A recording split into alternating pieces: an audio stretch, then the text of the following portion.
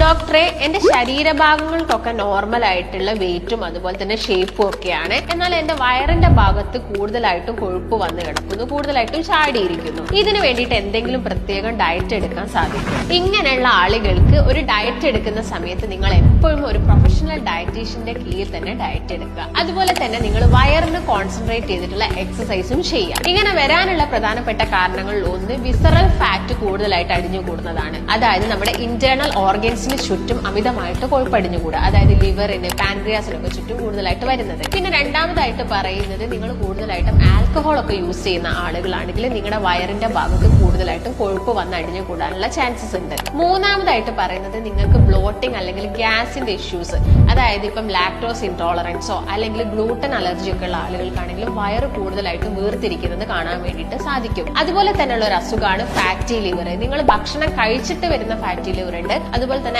Alcohol use ചെയ്തിട്ട് വരുന്ന fatty liver ഉണ്ട്. ഇങ്ങനെയുള്ള ഏതെങ്കിലും രീതിയിലുള്ള അസുഖങ്ങൾ നിങ്ങൾക്ക് ഉണ്ടെങ്കിലും നിങ്ങൾക്ക് വയറിന്റെ ഭാഗത്ത് കൂടുതലായിട്ടും കൊഴുപ്പ് അടിഞ്ഞുകൂടാനുള്ള ചാൻസസ് ഉണ്ട്. അതുകൊണ്ട് ഒരു ഡോക്ടറിന്റെ സഹായത്തോടു കൂടി തന്നെ, ഒരു ഡയറ്റീഷ്യന്റെ കീഴിൽ തന്നെ നിങ്ങൾ എപ്പോഴും ഒരു ഡയറ്റ് സ്റ്റാർട്ട് ചെയ്യാൻ വേണ്ടിയിട്ട് ശ്രദ്ധിക്കുക.